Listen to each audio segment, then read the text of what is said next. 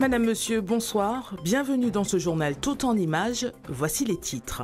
Nouvel épisode de violence sur l'île. Hier soir, un homme a été tué par balle au quartier de Terre-Saint-Ville. Sur place, une scène glaçante. Une trentaine de douilles ont été retrouvées. C'est le 20e homicide depuis le début de l'année. Dans ce journal aussi, le ras-le-bol des usagers du transport dans le centre. Un mouvement social paralyse une grande partie du réseau de bus, laissant un bon nombre de passagers sur le carreau. Et puis nous évoquerons l'important nombre de séismes recensés sous la Pelée. Il y en a eu 270 en seulement une semaine. La montagne est, on le rappelle, placée en alerte jaune depuis tout juste 5 ans. Comment interpréter ce léger regain d'activité? Réponse dans ce journal. Une façade marquée de multiples impacts de balles, témoin d'un nouvel acte de violence en Martinique qui a fait un mort et 2 blessés hier soir à Fort-de-France. Les faits se déroulent aux alentours de 21h30 au Terre-Saint-Ville quand une rafale d'armes à feu se fait entendre. Un homme de 26 ans décède en pleine rue, atteint de plusieurs balles. 2 autres personnes sont blessées par des éclats. Elles sont conduites au CHU de Martinique. Le ou les tireurs ont pris la fuite en voiture.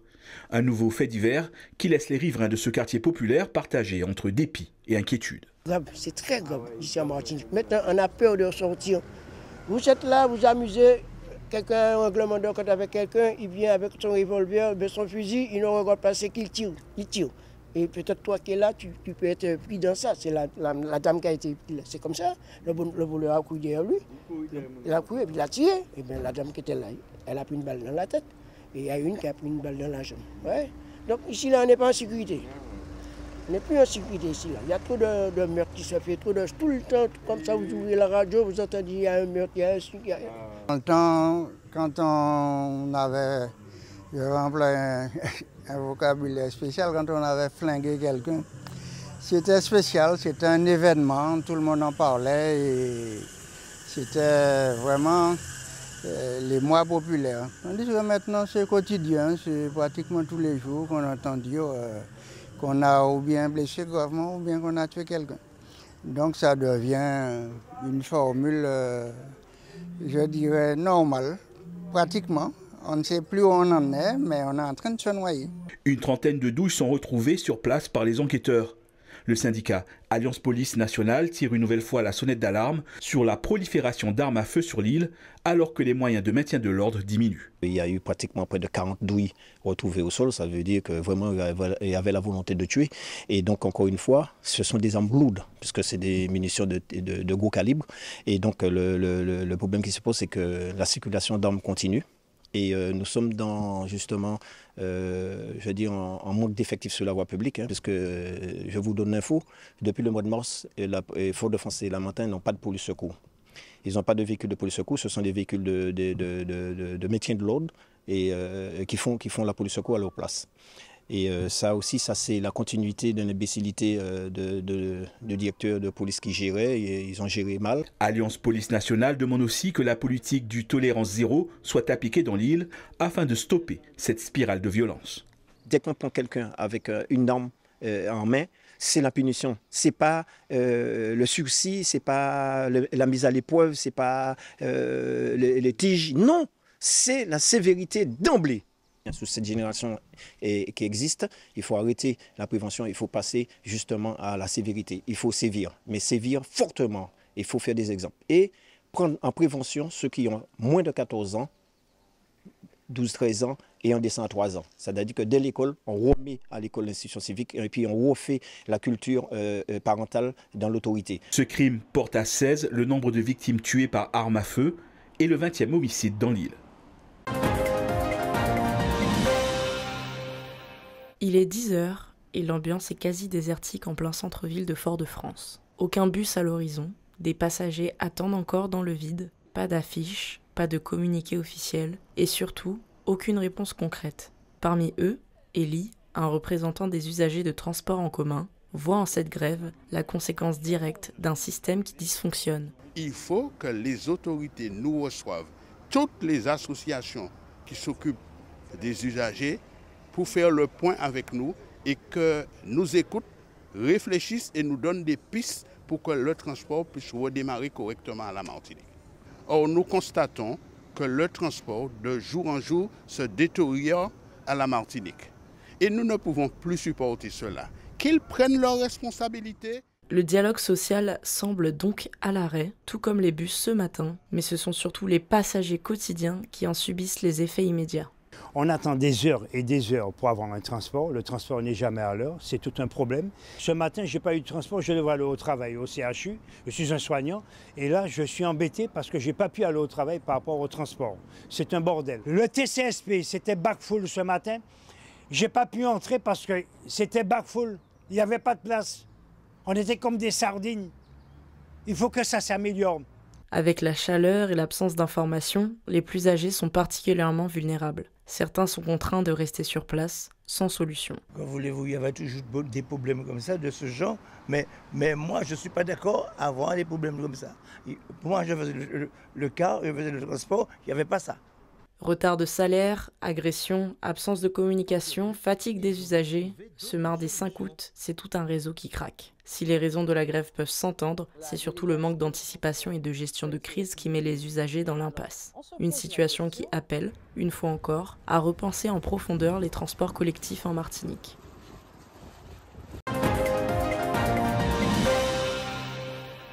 Un recours collectif pour indemniser les victimes du préjudice dû aux sargasses en Martinique, Guadeloupe et Saint-Martin.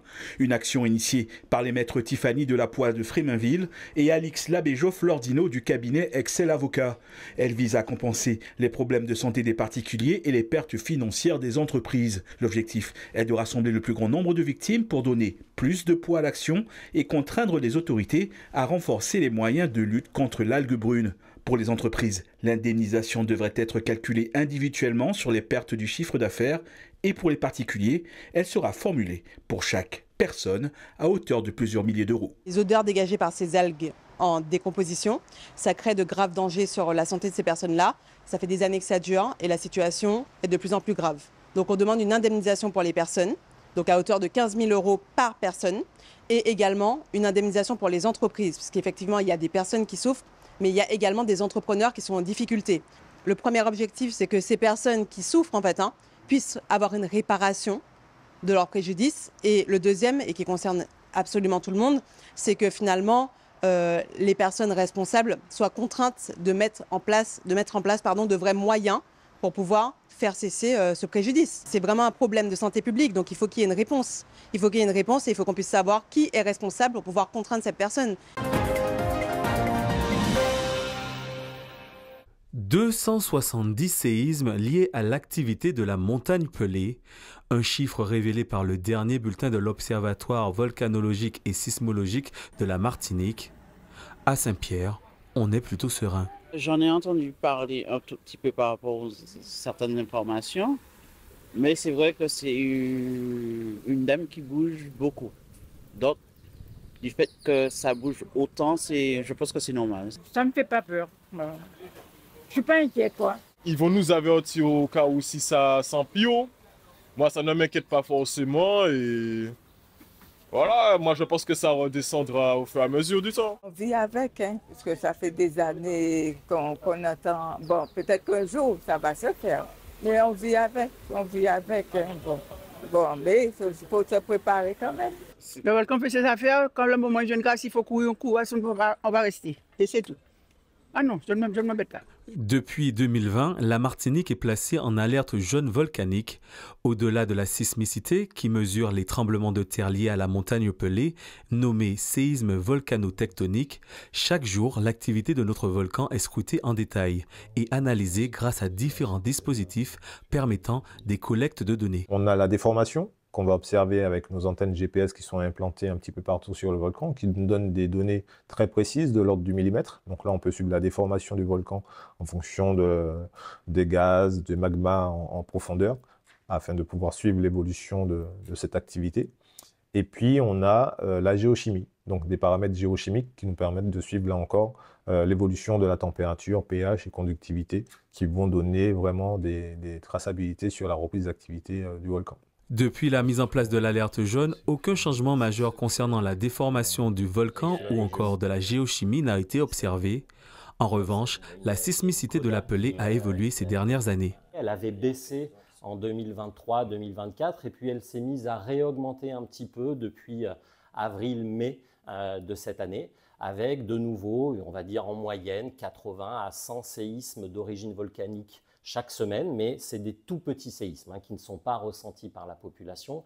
Et puis l'arrivée de séismes profonds, vers entre 17 et 40 km de profondeur, qui traduisent qu'il y a des mouvements de fluide magmatique sous l'édifice de la montagne Pelée, mais pour l'instant sans connexion avec le système supérieur hydrothermal. Un bulletin de l'Observatoire volcanologique et sismologique de la Martinique sur l'activité de notre volcan est publié chaque semaine. Pour le moment, pas d'inquiétude, la montagne Pelée a simplement le sommeil agité. Les Mardis du risque, c'est le nom de l'événement mis en place par la CTM au Centre de découverte des sciences de la Terre. Tous les mardis, durant les vacances, différents ateliers sont proposés au public afin de sensibiliser petits et grands aux risques naturels et technologiques.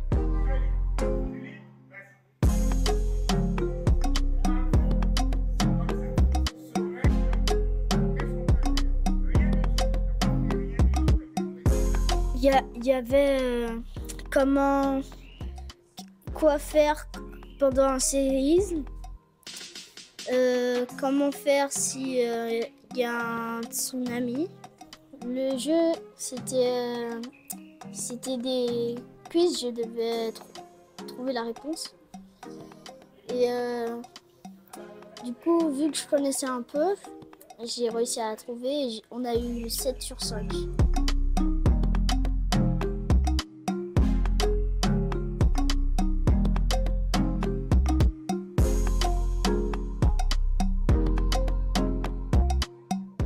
En famille, pour passer un moment avec mes enfants et pour voir autre chose, pour qu'ils connaissent un petit peu leur environnement. Donc on a appris beaucoup de choses. Effectivement, on a appris les risques majeurs en Martinique, comment s'en prémunir. Il y a des sous formes ludiques avec des quiz, avec des installations d'ateliers. Donc pour l'instant, c'est le début de la visite. Voilà.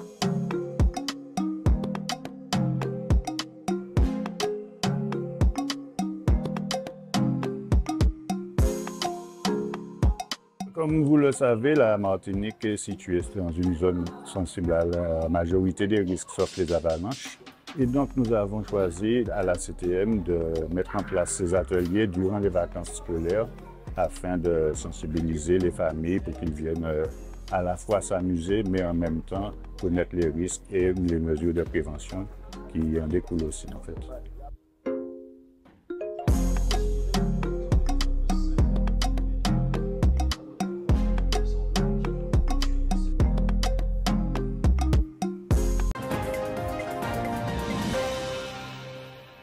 Si vous souhaitez donner votre sang, la Maison du Don vous accueillera ce mercredi de 8h à 17h30 dans ses locaux situés à Dillon.